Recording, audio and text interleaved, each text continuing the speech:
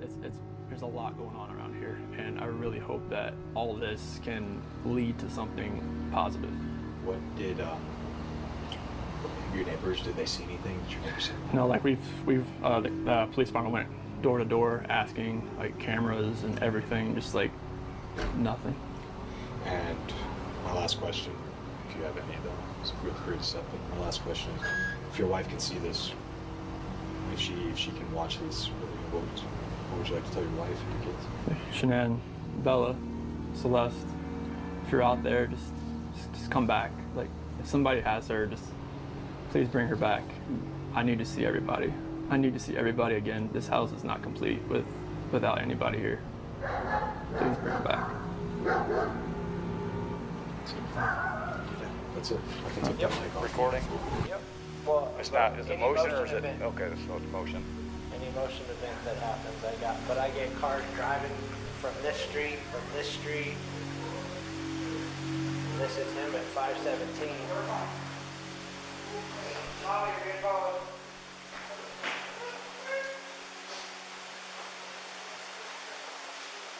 Usually park out there on the side. I just want to get everything back in. Be easier, so lugging everything out there, all the tools that I had to bring in.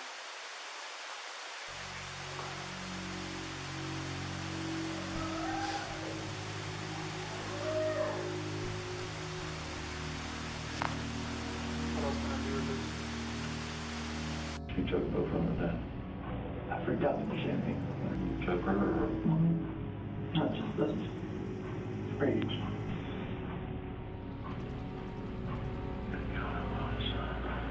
Watts, who failed a polygraph, Did you physically cause Shanann's disappearance?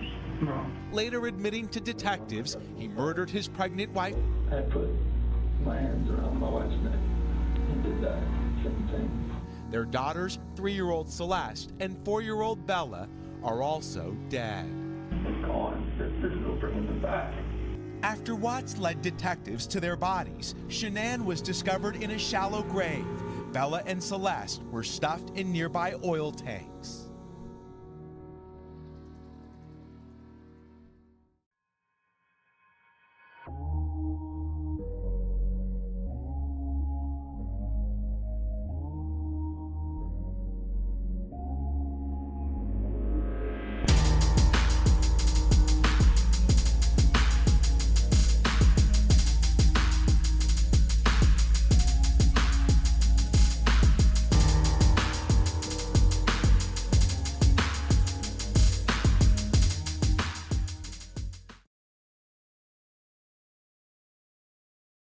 You just watched how easily someone can lie and how willing the world is to believe them, right up until the truth comes out when it's too late.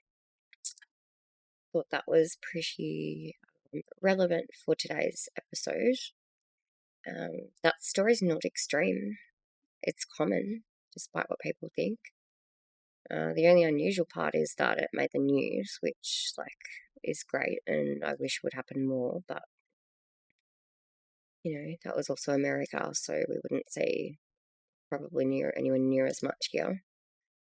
Or apparently anything in most cases. Every week, the same pattern plays out in quiet rooms, smaller towns, behind closed files, people reporting danger, fearing for their lives, and the system basically saying, not until we get proof.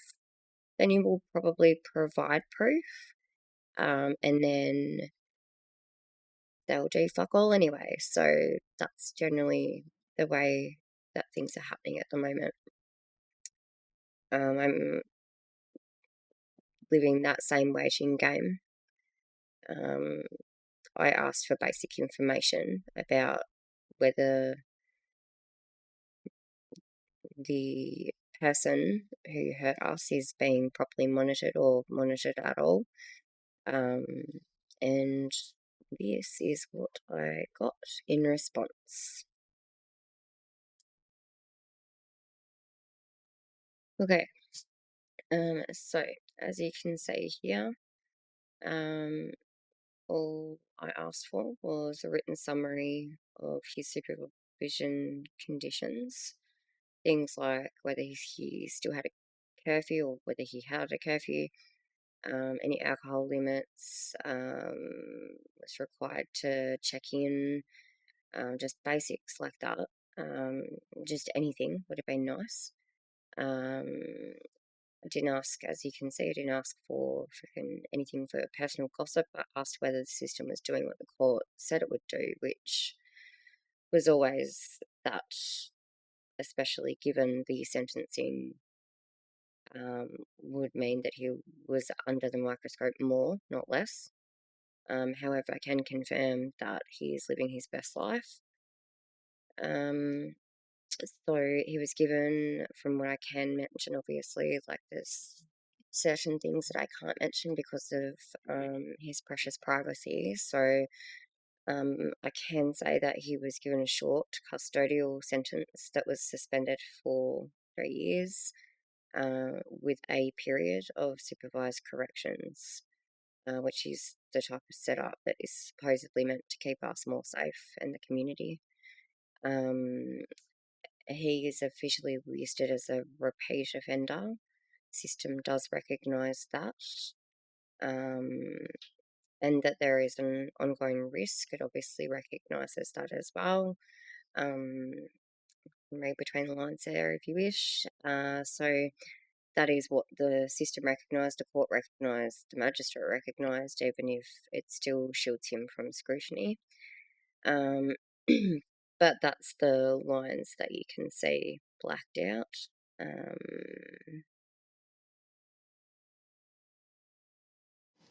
Yeah, this is like a bunch of the incidents that I was literally just trying to ask for information about.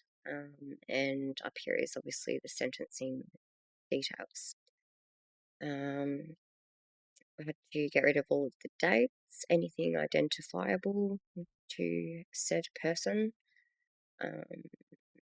As you can see, even they shielded his name from the report to me and said third party. So very respectful of them.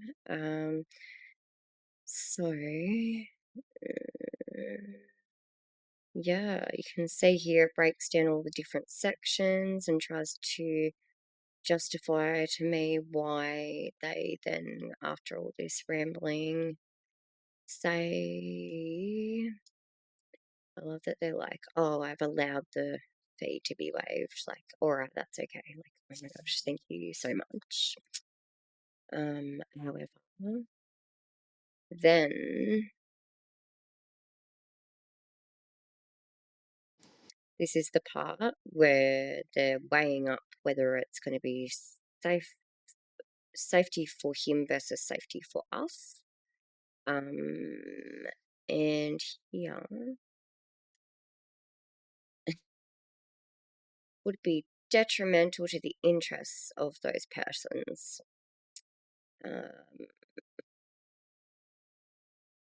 Information is not in the public domain, even though it is publicly available or accessible, but not really, because you then have to get, go through the hoops to get anything. However, anyone that walks into a bloody, courtroom during sentencing is welcome to just anyone off the street. However, like it's this difficult to get crap about my own, like, place. But yes, information is not in the public domain, and those persons might suffer discrimination or harassment by reason of having this information disclosed. Poor baby. As a consequence of the above, I'm of the opinion that the factors favouring disclosure are outweighed by those against the disclosure, and it is not in the public interest to provide the personal information of a third party. Not in the public interest. Okay then. Like, yeah, again, so many things I'm not allowed to say right now. And then this part here, gotta love this part, a little patronising bit. Oh, we do acknowledge, like, this is a rough time for you. Oh, by the way, here are some support numbers. Both areas that have, like, literally told me I'm not eligible for their help, because there's no recent charged breaches. Even if they might be reported, they're not charged, so therefore, like, I'm not eligible. Okay. So that's the bureaucratic version of gaslighting. We acknowledge your trauma, now please go polar places. That won't help you. And that is what justice looks like now. So I just thought that was interesting for people to see. All this rambling nonsense to say, yep, thanks for your request for your basic rights to know whether, like the risk level of what you're at for how likely you are to be killed, but no, and because like this person has more rights than you. So yeah, in a nutshell, that's how it works. Yeah, I guess it's all about who gets believed and when, and not to mention like the protected factors, like we wouldn't want to, God forbid, risk his work or anything like that, because that's a protected right as well. So I'm so glad that there's protected rights, and people are looked after so well on that side of the law. Cool.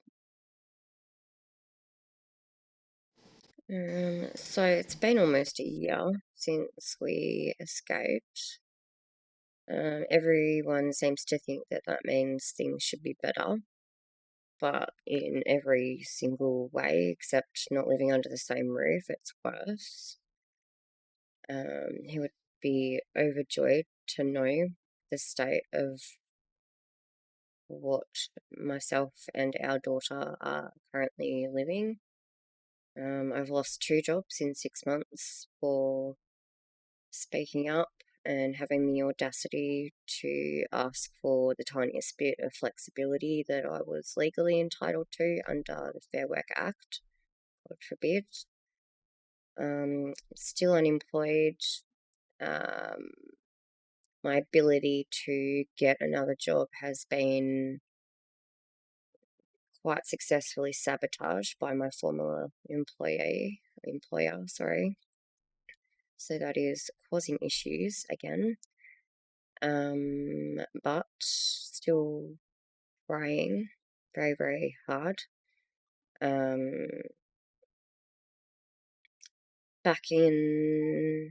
are back on the list for shelters for the second time in 6 months.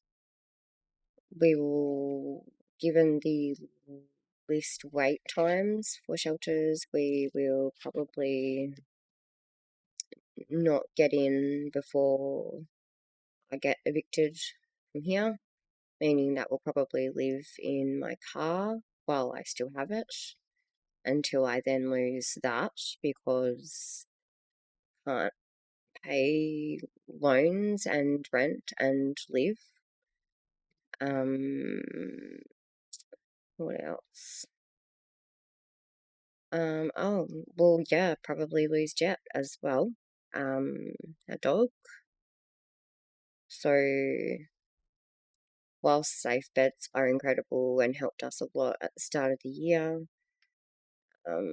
demand for everything is a lot higher now. There are many more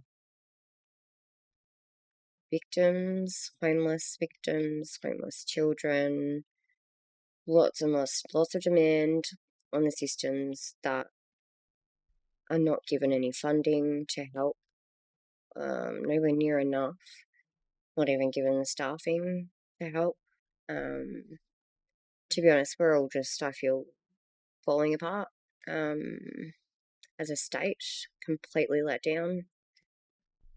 I don't really see a positive end in sight there. Yeah, that's depressing. I don't give a fuck. It's the bitter truth. So yeah, we'll probably lose Jet, which will further traumatize my child because he's like my best friend. And I've done everything that I was told to do. Reported everything that I was told I needed to.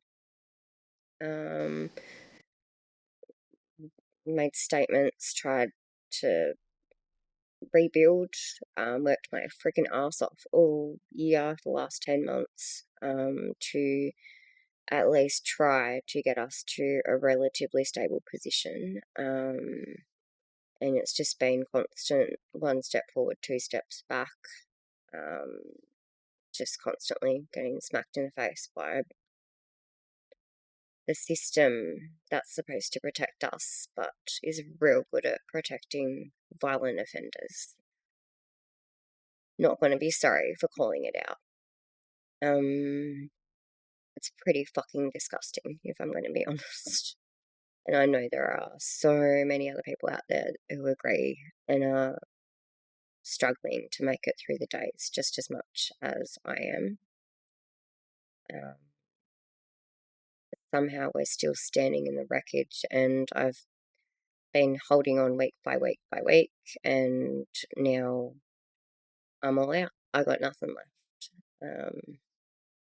Yeah. Not lack of trying or lack of fighting for survival.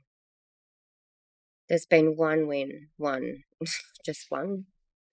I finally got her surname changed to mine. It took 4 months because he fought it every step of the way until he realised he couldn't win. And then he just folded instantly. Was fighting for the wrong reasons, for ownership anyway, not because he gave a fuck, because clearly. And it's a tiny piece of paper at the end of the day, but it means that she's no longer stamped with his name. That ownership is no longer there, so yeah. So for anyone out there wondering, yes, you can do it. The younger they are, the better. It's slow and it's brutal, but it is possible. Happy to help anyone through that process if they need assistance. It's also very handy in case you need it. I mean, for safety reasons is a huge thing. That's probably one of the main things. The reason I did it was to give autonomy back to my daughter and let it be her decision, so that she could have her own identity, and then later in life, should he make any effort to give a fuck, yeah, right. But if he did, then he can earn that back, and she can make that her decision if that's what she wants. Yeah, with lots of stories, of just lots and lots of sad stories. The longer that it gets dragged out, the less likely these kids are to ever forgive. And I've spent the last 10 months trying my very best to encourage positive, talks and stuff if it ever comes up. So I've done everything that I can, and it's just time to let go of that. I've tried to do everything for this person when I shouldn't have to. And at the end of the day, if you don't give a fuck, you don't give a fuck. And I just need to accept that that is how he feels. Anyway, also, like, if I could afford it, I'd be leaving the state right now because of the complete and utter betrayal of the system, I guess. It's just constant. Tassie really is, it's screwed. Every other state seems to be doing better. Every other state. Even where there are certain aspects that are probably worse. Yeah, we're just shut all over here. So, very disappointing. I would have loved to actually just take my daughter and leave the state, but can't even afford to do that, because trapped by poverty thanks to certain people. Plus distance isn't safety anyway, like it's, hear stories, many stories of people following and tracking down people, and yeah, I've seen too many times that once a man decides he's ready to murder, the postcode doesn't matter. Hannah Clark's family, good example of that one. So when, these orders and shit, when they call it protection because there's distance or whatever on there, it doesn't mean distance is protection. It means it's delay. Like, let's be real, who's out there that's had a breach, or sorry, had an order with someone that hasn't been breached? I'm, again, yet to meet anybody except for a select couple of people who were very clearly falsely accused, and that's a whole other saga that, believe it or not, I do support them as well very, very, very strongly. Real justice isn't supposed to be just waiting for the reoffence. It's to prevent them from ever getting there, not me being told, you're not eligible for our help, but don't worry, because next time there's a breach that's reported and actually charged, not just reported but charged. Next time though, we'll be right there. We'll be there for you. That's great, except, that the next time I could be dead, but thanks, guys. Again, I know it's not their fault. They are, following strict guidelines and criteria that they have to put us in as numbers, so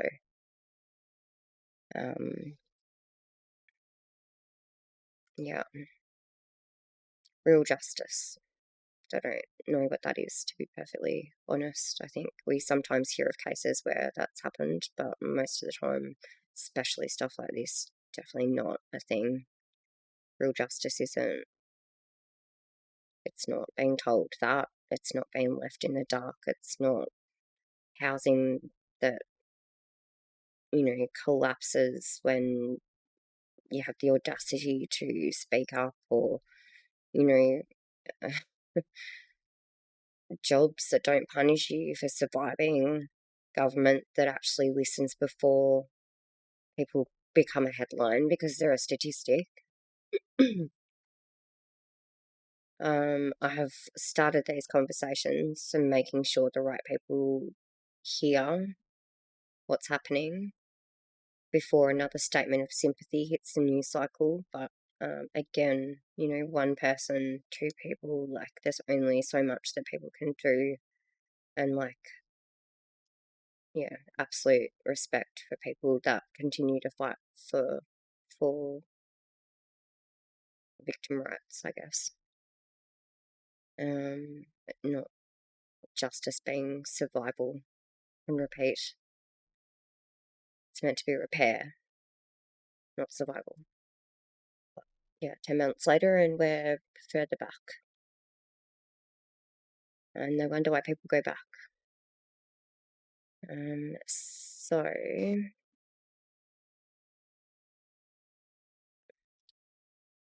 there was one last thing that I was going to go through and I cannot for the life of me remember.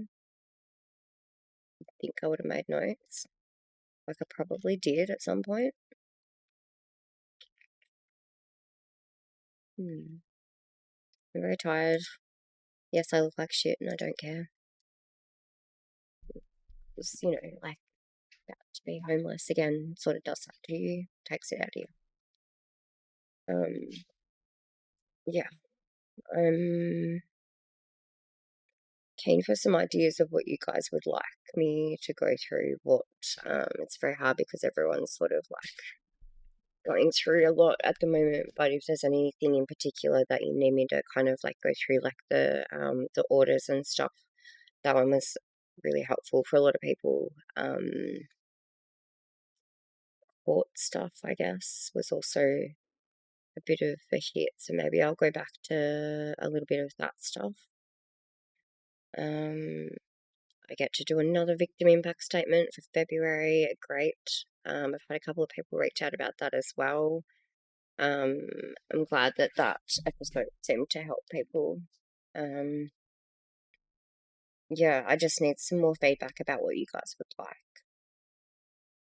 Yeah. I was actually also thinking that maybe next time I'll go into the belly of the beast or the brain of the beast and have a look at the mental side of abusers and like why they do what they do and stuff like that. I thought that could be fun because I like to investigate and slack the shit out of people. As anyone who knows me would know. I like to analyze. So yeah, I was thinking of maybe doing that and then talking about like the environments that they're around because as we know, there are a lot of people out there that are mates with these people who don't believe that they're capable of this, or worse, they do know that they're capable, but they won't speak up. They won't do anything. They will defend them to the end of the world, which is fucking retarded because those people don't have that same loyalty back, I'll just say right now.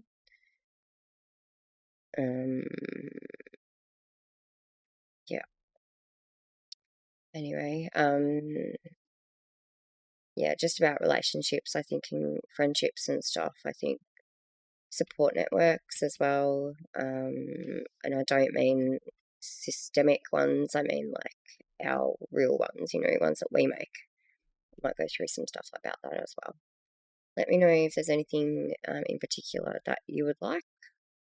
And yeah, I will see you guys soon. Hope everyone's being safe and is doing okay or much better. Then I hope that your paths are going in a good direction rather than what's happening with myself. It's not, I would hope that this isn't the norm. And I don't want people to lose hope either by saying that. Yeah. Universe is not on my side, let's just say that much, I suppose. But I'm glad some people are living their best lives. Good for you, buddy. Not bitter at all. Okay. Good night, everyone. Have a good weekend.